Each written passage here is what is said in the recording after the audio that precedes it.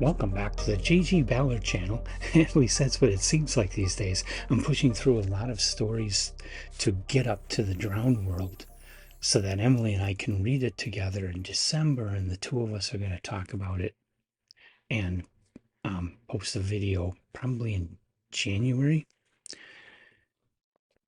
And I'm getting closer. I've got this one and one more to go before I can start reading the drowned world.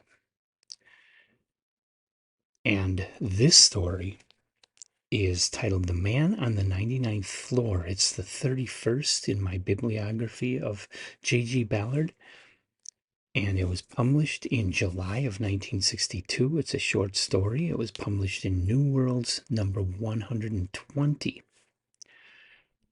This is still before Moorcock took the magazine over. Ballard was already there, writing and publishing stuff that was very much New Age, very different from the E.C. Tubb kind of New World story. Um, and he wasn't waiting for Moorcock. He was plowing forward and doing what he wanted. And so this is kind of a strange story for a magazine that was noted as a science fiction magazine, publishing a lot of straight out space opera type fiction, traditional science fiction. Ballard publishes this story where a character named Forbes has a strange compulsion to go up to the top of buildings that have exactly 100 floors. If the building has 115 floors, he avoids that one. He only tries to do this on buildings that have 100 floors. Strange. And he sees a psychiatrist, and the psychiatrist figures out that he was hypnotized. Okay. Don't want to talk about it more from there because anymore, and I'm going to be spoiling it. This is a really good story. Not giving this one a top tail, but it is an excellent story. It's not the usual kind of surreal Ballard story.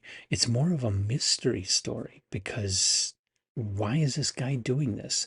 And the facts kind of slowly unravel between, the psychiatrist helps him slowly unravel the facts of what's going on here through the story. So it's definitely like a traditional mystery story, um, almost like an Alfred Hitchcock thing, or Ellery Queen's mystery magazine. Those kinds of things. It's not the deductive kind of Sherlock Holmes sort of thing, but more like Hitchcock.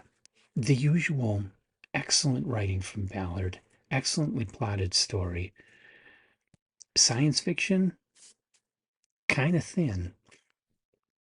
I guess you could say it has some science fictional elements, but for the most part, not really. Ballard is pulling off something brilliant here, putting a mystery story into a science fiction magazine. It's really not science fiction. I mean, it's not even the usual kind of Ballard science fiction that is closely focused on here on Earth in the near future.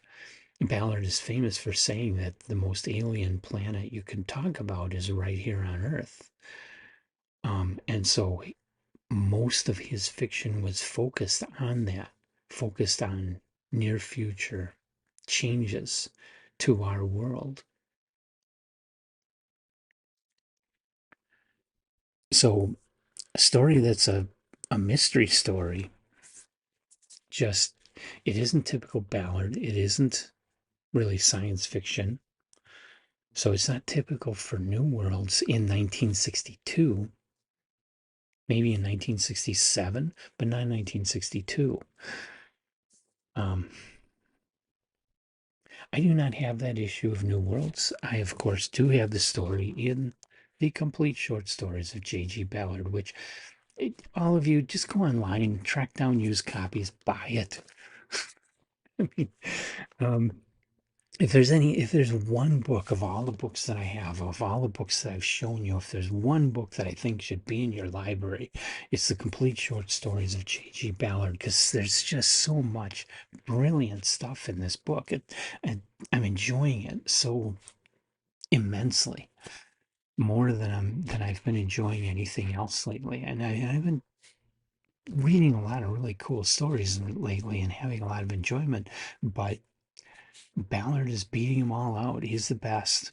This stuff is awesome. So just go online, buy the complete short stories of J.G. Ballard. Might be an ebook. I haven't looked into that. It might be available as an ebook. Get it that way. Otherwise, I know there's trade paperback editions. I've got the hardcover editions. I've seen plenty of those out there on Abe Books and on eBay. Just get it, buy it, read along with me. Next story in my Ballard bibliography is another of the Vermilion Sand stories. This one is titled The Singing Statues.